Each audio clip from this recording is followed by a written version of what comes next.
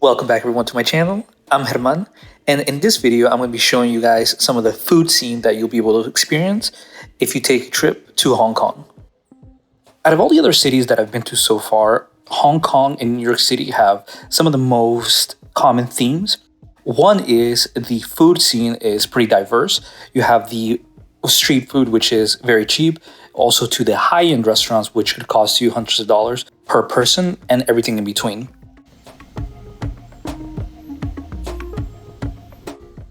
And even though this is a very international city with a food scene with cuisines from all over the world, I'm really going to be just focusing on Chinese food in particular, with the exception of one Asian restaurant that I'll cover later. But besides that, it'll be mostly Cantonese and a little mixture of street food and high-end food.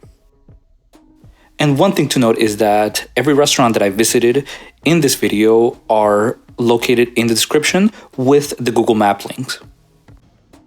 So, let's get started. Despite arriving pretty late into the city, I was able to find a spot near my hotel that specializes in fish balls and noodles. In the end though, I decided to go with the fried chicken and noodles because it looked really good, and I was not disappointed. The chicken was very juicy, the broth was spicy but not too spicy, and the noodles were nicely al dente. And this was less than $5, and it was a pretty hefty, big portion soup.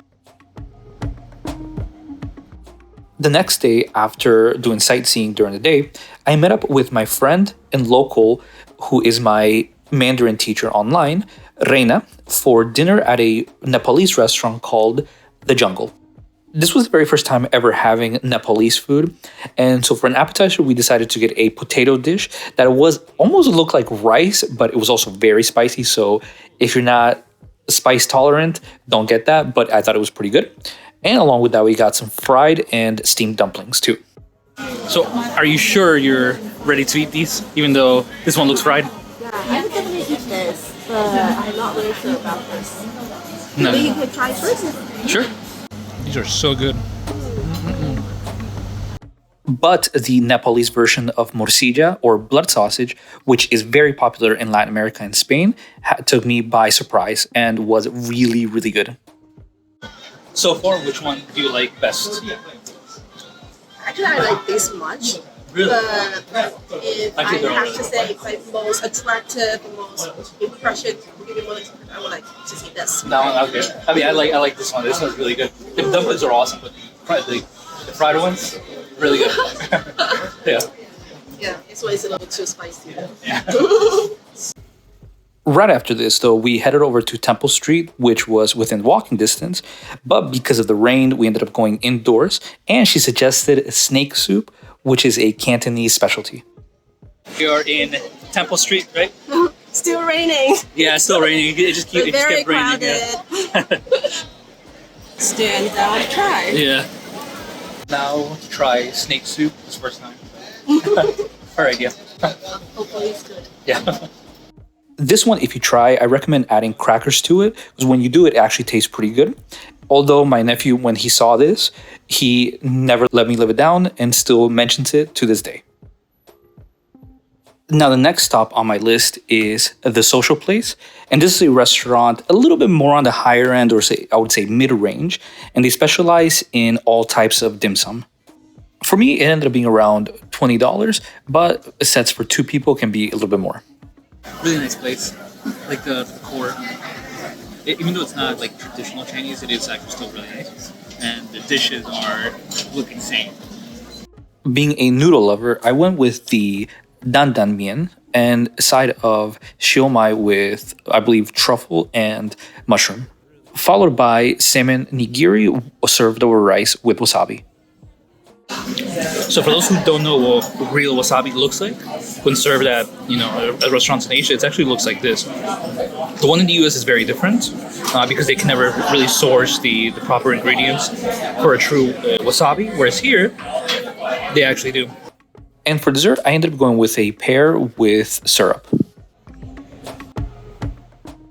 Since some of the Chinese food can be a little bit oily, it may actually make you pretty full. And I know by this point I was really full in the trip, so I had to do some soul searching walks around the city to build my appetite back up.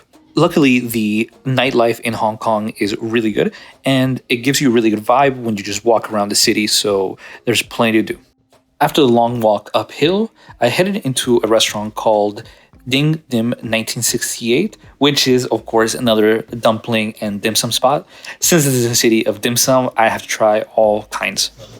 Quick note, if a restaurant is packed, you may have to share tables with other people. I didn't get a ton in this place because I was already pretty full, but I went with the fried shrimp dumplings and a xiaolongbao, which are the soup dumplings. Look at these dumplings. They have their own little boat. And this up here is truffle on each one. And as my dessert, I went with the salted egg buns. Since these are more of a sweet one, that's why I left them for last. In all, I paid around $15 for the whole meal. This was also because the area was a pretty upscale area, but the upside is with Hong Kong in general is that you do not have to pay tip normally when you go out.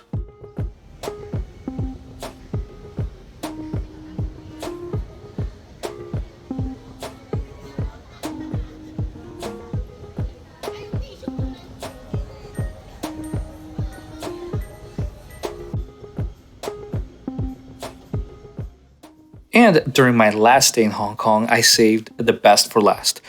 This restaurant is certainly on the higher scale of cost, and so if you're on a really tight budget, I do not recommend this one. But if you are looking to splurge a little bit and really try some of the best food scene in the city, you gotta try this restaurant called Hutong. This one is in Kowloon, and the moment you walk in, you already know that this is going to be a very good dining experience, whether you're eating by yourself, family, or with a significant other. Starting with the waiting area, it's a terrace that has views overlooking both west and eastern Kowloon. And as you're walking into the main dining area, you're going to be greeted with a perfect skyline view of Hong Kong Island from Kowloon. And not only that, the interior of the restaurant is very elegant and well decorated. As a starter, I went with a platter of their dumplings, which was a mixture of seafood, so it was primarily shrimp, and also one had fish eggs as well, with added flavor from their house-made sauces.